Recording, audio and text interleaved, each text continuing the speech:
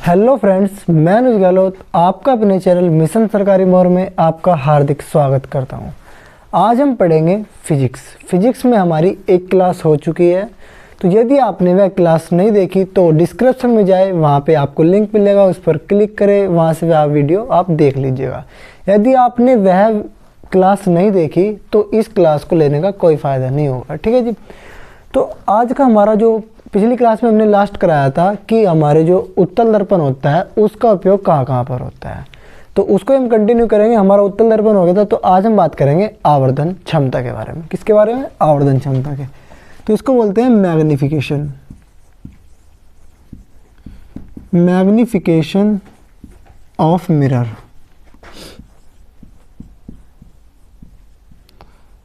Mirror, तो इसका जो हिंदी में बनेगा आवर्धन क्षमता, दर्पण की आवर्धन क्षमता। तो जो हमारी आवर्धन क्षमता होती क्या है? तो आवर्धन क्षमता हमारी होती है कि यदि हमें वस्तु की ऊंचाई दे रखी है और दर्पण की ऊंचाई दे रखी है, तो उनका जो रेशियो आता है वो हमारा आवर्धन क्षमता कहलाता है। ठीक है जी। तो आवर्धन क्षमता होता है m=hi/ho। तो यहाँ पे बनेगा HI का मतलब होता है हमारा वस्तु की ऊंचाई, या बोलेंगे हाइट ऑफ। I का मतलब होगा इमेज, यानी कि प्रतिबिंब की ऊंचाई,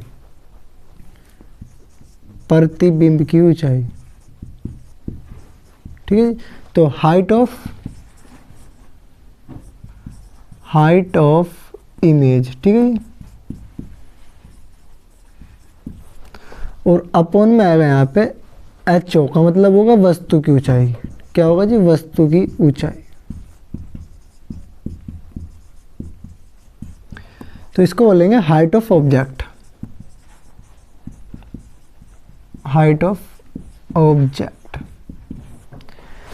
अब देखो जी, जो हमारी ये M होती है अर्थात मैग्निफिकेशन अर्थात आवर्धन क्षमता। आवर्धन क्षमता हमारी पॉजिटिव भी हो सकती है और नेगेटिव भी। ये हमारी पॉजिटिव भी हो सकती है और ये हमारी नेगेटिव भी हो सकती है। ठीक है। तो जब हमारी आवर्धन क्षमता जो होगी पॉजिटिव होगी, तो वहाँ पे हमारा जो प्रतिबिंब बनेगा वो हमारा कैसा बनेगा? वास्तविक एवं उल्टा प्रतिबिंब बनेगा। वहाँ पे वास्तविक एवं उल्टा प्रतिबिंब बनेगा। ठीक है जी। यदि हमारी आवर्धन क्षमता नेगेटिव है तो यहाँ पे हमारे जो प्रतिबिंब बनेंगे वे हमेशा आभासी और सीधे बनेंगे। आभासी एवं सीधे। ठीक है। तो हमारी जो आवर्धन क्षमता होगी यदि पॉजिटिव यानी कि धनात्मक है, तो वहाँ पे हमारा वास्तविक एवं उल्टे प्रतिबिंब बनेगा, और यदि हमारा नेगेटिव है तो वहाँ पे आभासी एवं सीधा प्रतिबिंब बनेगा। ठीक है जी। तो हम बात करेंगे अवतल दर्पण में हमारी आवर्धन क्षमता कैसी होती है और उत्तल दर्पण में आवर्धन क्षमता। ठीक है जी।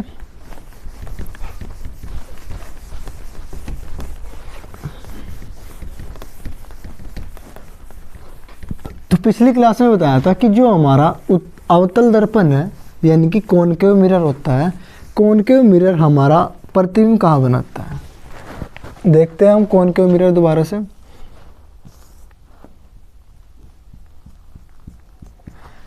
तो यहाँ पे हमारा ध्रुव, फोकस, सेंटर ऑफ कर्वेचर यानी कि वक्रता केंद्र। ठीक है। तो इसके जो प्रतिबिंब बने थे, प्रतिबिंब यहीं पे बने थे सारे।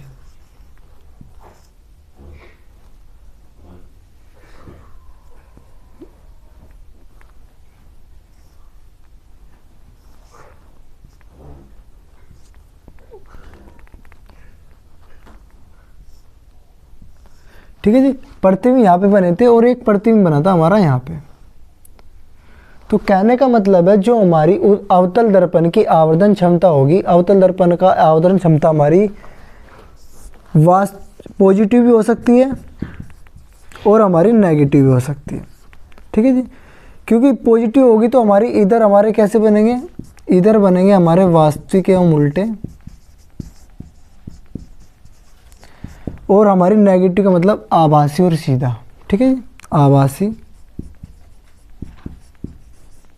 और सीधा। अब हम बात करेंगे उत्तल दर्पण के बारे में। तो उत्तल दर्पण हमारा इस प्रकार से आपको बताया था मैंने पिछली क्लास में। तो उसके जितने भी प्रतिबिंब थे हमारे यहाँ पर बन रहे थे, ठीक है जी, इस साइड बन रहे थे। तो इस साइड हमारा क्या होता है, इस साइड हमारे ये बनेंगे आभासी एवं सीधे, यानी कि दर्पण के पीछे बन रहे थे आभासी सीधे। तो यहाँ से जो हमारे उत्तल दर्पण की आवर्धन क्षमता हमेशा नेगेटिव होगी और क्या होगी, हमेशा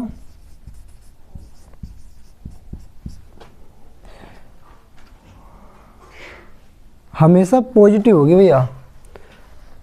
पॉजिटिव में हमारे क्या होंगे, उल्टा हो गया यहाँ पे। यदि हमारी पॉजिटिव है तो हमारी आभासी एवं सीधा बनेगा, और यदि हमारी नेगेटिव है तो वास्तविक एवं उल्टे होगा, ठीक है जी, वास्तविक एवं उल्टा, ठीक है जी। तो जो हमारा उत्तल दर्पण है, तो उत्तल दर्पण की जो आवर्धन क्षमता होगी हमेशा क्या होगी, हमेशा होगी वो पॉजिटिव और 1 से कम, ठीक है जी, क्या होगी, पॉजिटिव और 1 से कम। इस 1 से कम का मतलब है कि जो हमारा प्रतिबिंब बनेगा हमेशा वस्तु से छोटा बनेगा, ठीक है जी। जो हमारा अवतल दर्पण है, तो अवतल दर्पण में देखते हैं हम। अवतल दर्पण में हमारा आवर्धन क्षमता जो होगी वो 0 भी हो सकती है, 1 से बड़ी भी हो सकती है और 1 से छोटी भी हो सकती है। तो ये हो सकती है हमारी अवतल दर्पण के लिए। और जो हमारा उत्तल दर्पण होगा यानी कि कॉन्वेक्स मिरर होगा, उसकी हमेशा जो आवर्धन क्षमता होगी वो पॉजिटिव होगी और हमारी 1 से कम होगी, ठीक है जी। तो हम बात करेंगे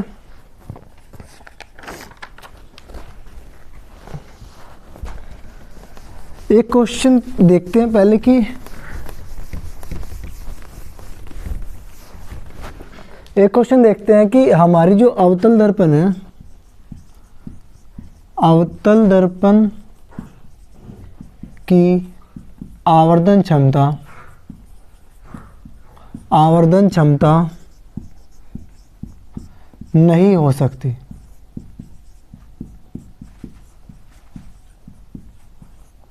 तो यहाँ पे आपको ऑप्शन मिलेंगे m इक्वल्स टू नेगेटिव और m बड़ा है 1 से, ठीक है जी। जो दूसरा ऑप्शन होगा हमारा ये होगा m नेगेटिव है और इक्वल है 1 के। तीसरा जो ऑप्शन होगा हमारा m पॉजिटिव है और m छोटी है 1 से। चौथा ऑप्शन है हमारा m पॉजिटिव है और m बड़ी है 1 से, ठीक है। तो यहाँ पे हमारा एक क्वेश्चन निकल के आता है कि अवतल दर्पण की आवर्धन क्षमता नहीं हो सकती, यानी कि इनमें से कौन सी अवतल दर्पण की आवर्धन क्षमता नहीं हो सकती, ठीक है जी। तो आप बताइए जल्दी से। तो इसमें हम देखते हैं कि जो हमारी यहाँ पे ऑप्शन नंबर 1 उठाते हैं, m बराबर नेगेटिव है, ठीक है।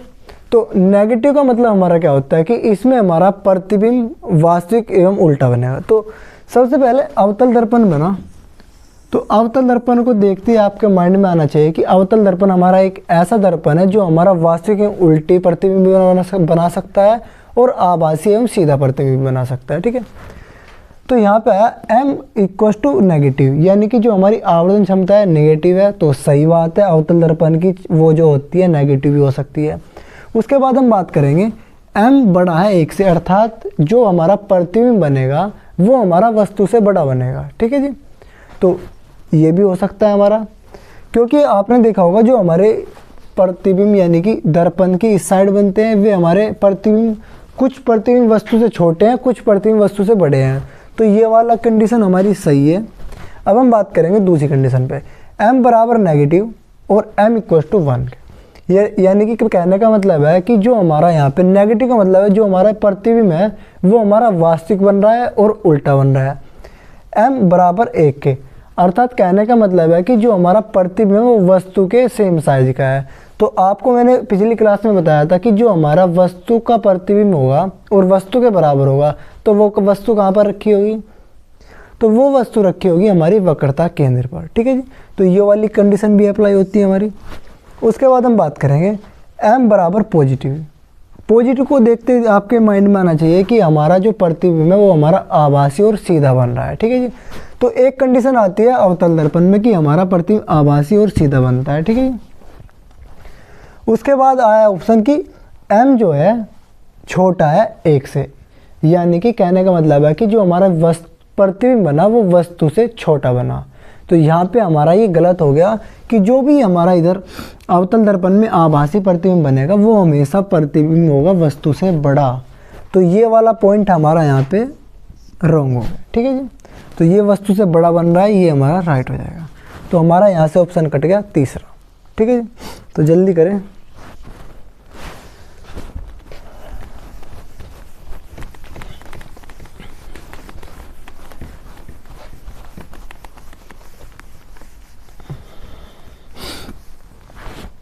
आपको एग्जामिनर सीधा फॉर्मूला बेस क्वेश्चन भी दे सकता है। ठीक है जी, हमारा फॉर्मूला होता है m = hi, यानी कि हाइट ऑफ इमेजिनरी, यानी कि हाइट ऑफ किसकी, प्रतिबिंब इमेज, और हाइट ऑफ ऑब्जेक्ट। तो वो कहते हैं कि हमारी हाइट ऑफ इमेज कितनी है, हमारी 5 सेंटीमीटर की है, 5 मीटर की है। ठीक है जी, उसके बाद हाइट ऑफ ऑब्जेक्ट कितना है, हमारा हाइट ऑफ ऑब्जेक्ट है 3 मीटर का। तो यहाँ से कह देगा कि इसकी आवर्धन क्षमता निकाल ली। तो आप क्या करोगे, सीधा इनकी जो वैल्यू है अपना फॉर्मूले में पुट करो, यहाँ पे आपको निकल के आ जाएगी। ठीक है जी, तब हम बात करेंगे हमारे दर्पण के फॉर्मूला पर कि हमारा दर्पण का फॉर्मूला क्या होता है। जो हमारा दर्पण का फॉर्मूला होता है वो हमारा एग्जाम में हमारा सेम फॉर्मूला भी पूछ लिया जाता है और उस पर बेस हमारे क्वेश्चन भी पूछ लिए जाते हैं। तो आइए बात करते हैं दर्पण के फॉर्मूले पर।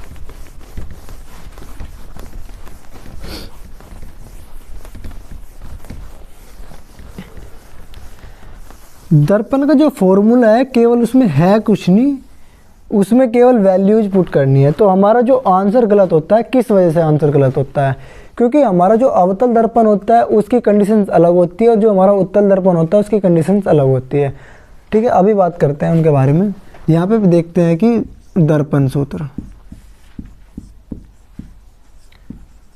दर्पण सूत्र। ठीक है जी, तो दर्पण सूत्र होता है हमारा 1/f = 1/u + 1/v। ये हमारा होता है दर्पण का सूत्र। ठीक है जी, दर्पण का सूत्र होता है 1/f = 1/u + 1/v। ठीक है जी, तो यहाँ पे जो f है, f हमारा क्या है, f हमारी क्या है, फोकस दूरी है। फोकस दूरी यानी कि दर्पण की फोकस दूरी। u क्या है हमारा, u है हमारा वस्तु की दूरी, वस्तु की दूरी। ठीक है, और जो हमारा v है, v क्या है हमारा, v होता है हमारा प्रतिबिंब की दूरी, प्रतिबिंब की दूरी। ठीक है, जैसे कि यहाँ से यहाँ पर देख लो आप, ये क्या हो गया, हमारा अवतल दर्पण हो गया। यहाँ पे हमारा क्या होता है, ध्रुव होता है, यहाँ पे हमारी फोकस होती है और यहाँ पे हमारा कर्वेचर होता है और यहाँ पे हमारा इनफाइनाइट होता है। ठीक है जी, तो F कौन सी है, F होती है हमारी ये वाली। ठीक है जी, U क्या होती है, यदि हमारी कोई वस्तु जहाँ पे भी रखी है तो इसकी यहाँ अवतल दर्पण से वस्तु की जो दूरी होती है ये कहलाती है हमारी U। ठीक है जी, तो V क्या होती है, V होती है हमारी कि जो हमारा यहाँ से प्रतिबिंब बनेगा तो वो हमारा कहाँ पर बनेगा, उसकी होती है। ठीक है, माना हमारा प्रतिबिंब यहाँ पे बन रहा है तो यहाँ से लेकर यहाँ तक की जो जितनी भी डिस्टेंस होगी वो होती है हमारी V। ठीक है, तो यहाँ पे हमारा फॉर्मूला बना 1/f = 1/u + 1/v। ठीक है, तो यदि हमारा अवतल दर्पण है और उत्तल दर्पण है, देखते हैं। यदि हमारा दर्पण क्या है, अवतल, तो उसके बारे में पहले चलो चिन्ह परिपाटी देखते हैं कि हमारी चिन्ह परिपाटी क्या होती है। आपको डिटेल में समझाता हूँ।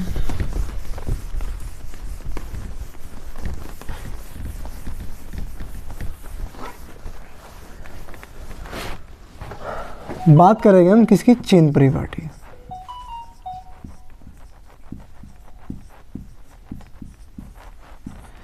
अर्थात हमारी फोकस दूरी वस्तु की दूरी और प्रतिबिंब की दूरी कब कब नेगेटिव होती है और कब कब पॉजिटिव होती है, उसके बारे में बात करेंगे। तो ये तो हो गया हमारा अवतल दर्पण, अवतल दर्पण, ठीक है जी।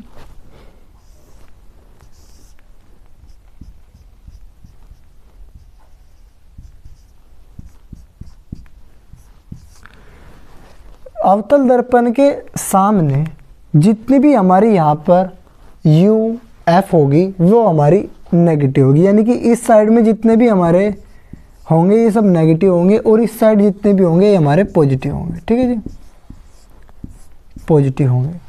अब जो हमारा अवतल दर्पण है, अवतल दर्पण में हमारा प्रतिबिंब इस साइड भी बन सकता है, क्योंकि हमारी वस्तु तो यहीं पे रहनी है, यानी कि अवतल दर्पण के सामने वस्तु रहनी है तो ये तो हमेशा नेगेटिव रहेगी, और फोकस भी इसके सामने रहनी है, ये भी नेगेटिव रहेगी।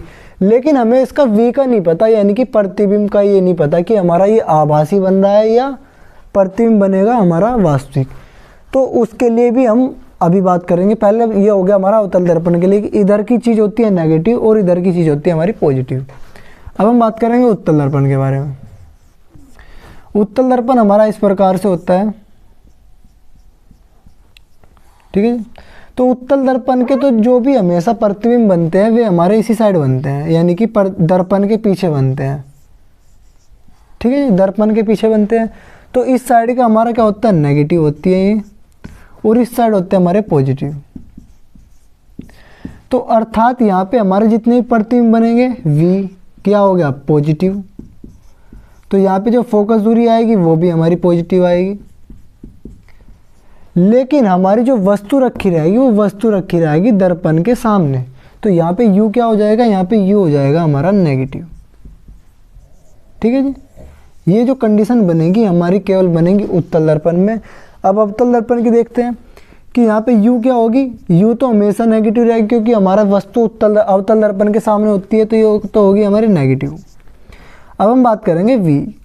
तो v अभी बताया, v हमारी नेगेटिव हो सकती है और पॉजिटिव भी हो सकती है, ठीक है। तो यहाँ पे हमारी नेगेटिव भी हो सकती है और पॉजिटिव भी हो सकती है। अब हम बात करेंगे f की। तो f तो हमारा नेगेटिव भी रहेगा इधर भी, ठीक है। तो ये कंडीशंस बनेगी हमारी कॉनकेव मिरर में। तो अब हम इस पे बेस करते हैं क्वेश्चन। अभी आपको पहले बताया था मैंने, m इक्वल टू होता है हमारा इमेजिनरी अपॉन ऑब्जेक्ट, यानी कि height of image upon height of object equal to होता है यानी कि आवर्धन क्षमता के। तो यहाँ पे हमारा एक फॉर्मूला और निकल के आता है, बराबर होता है माइनस वी अपॉन यू के, ठीक है जी। ये हमारी हाइट है, ये हमारी वस्तु की वो प्रतिबिंब की दूरी और वस्तु की दूरी होती है, ठीक है। तो अब हम करेंगे इन पे बेस न्यूमेरिकल। तो हमें बताना है कि उन न्यूमेरिकल से ये बताना है कि हमारा जो प्रतिबिंब बनेगा हमारा वस्तु से छोटा है, बड़ा है, वास्तविक है, आभासी है। तो आइए बात करते हैं हम क्वेश्चंस पर, ठीक है जी। तो आइए करते हैं हम ये क्वेश्चंस। 5 सेंटीमीटर ऊंचाई की एक वस्तु अवतल दर्पण के सामने 30 सेंटीमीटर की दूरी पर रखी है। यदि अवतल दर्पण की फोकस दूरी 15 सेंटीमीटर है तो प्रतिबिंब की प्रकृति एवं आकार बताओ, ठीक है। तो हमें ये देखना है कि जो ये क्वेश्चन है, इस क्वेश्चन में हमें ये बताना है कि जो वस्तु है हमारी जो हमारा प्रतिबिंब बना, प्रतिबिंब हमारा वस्तु के बराबर है, बड़ा है या छोटा है, या ये हमारा दर्पण के आगे है या दर्पण के पीछे है। तो ये सब बताना है। तो हमें पता कैसे लगेगा, तो सबसे पहले तो हम रखेंगे यहाँ पर दर्पण का सूत्र, यानी कि 1/f equal to 1/u plus 1/v। ये जो फॉर्मूला रखने के बाद आपको ध्यान देना है कि हमारा जो मिरर है वह हमारा अवतल है या उत्तल है, यानी कि कॉनकेव मिरर है या हमारा कॉन्वेक्स मिरर है। तो यहाँ पे दे रखा है हमारा अवतल दर्पण। तो अभी आपको मैंने ये बताया कि जो हमारा अवतल दर्पण होता है, अवतल दर्पण पे हमारा जो फोकस दूरी होगी हमेशा नेगेटिव होगी, वस्तु की दूरी जो होगी हमेशा नेगेटिव होगी, जो हमारा प्रतिबिंब की दूरी होगी इसका भी हमें पता नहीं, ठीक है जी। तो इसको हम क्या करेंगे, इसको हम ये करेंगे कि जो हमारा इस फॉर्मूले में रखे, यदि हमारा ये नेगेटिव आया तो हमारा जो प्रतिबिंब बन रहा है हमारा दर्पण के सामने बन रहा है। यदि हमारा ये पॉजिटिव आया तो पता कैसे, यदि हमारे पॉजिटिव आया तो हमारा जो प्रतिबिंब बन रहा है हमारा दर्पण के पीछे बन रहा है, ठीक है। तो इसको भी हम ऐसे रखते हैं यहाँ पे।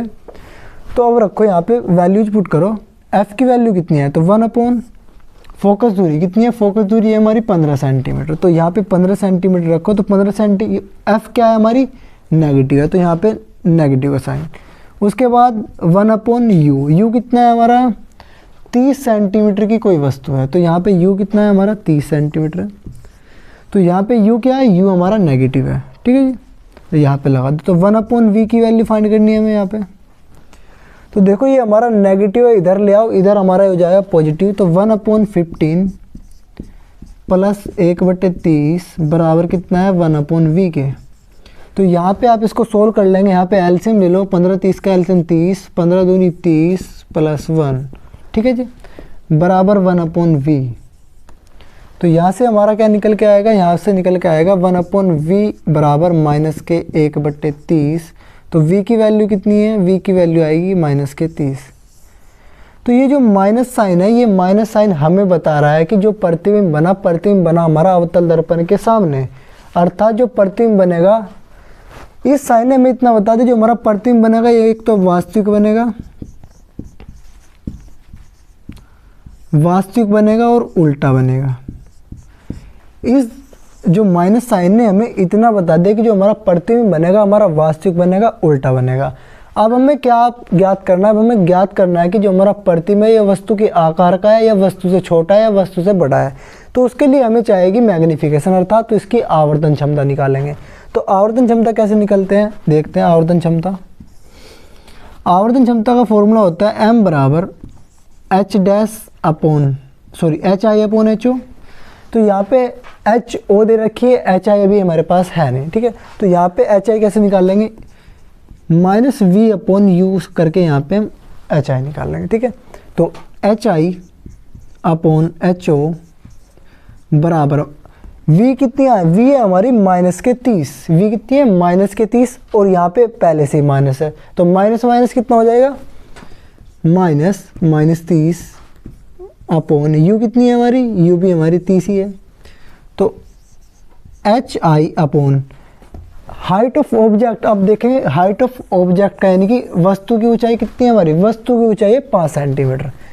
तो यहाँ पे रख दो 5 बराबर माइनस माइनस प्लस 30/30। तो कितना आ गया सर, 1 आ गया।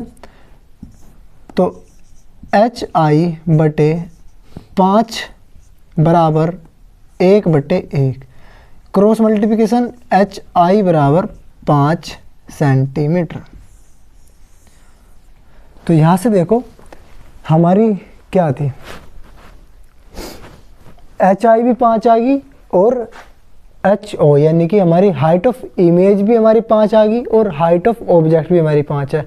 तो कहने का मतलब क्या है कि वस्तु के बराबर क्या है, प्रतिबिंब, यानी कि जो हमारा प्रतिबिंब बनेगा वो वस्तु के आकार का बनेगा, यानी कि समान आकार का,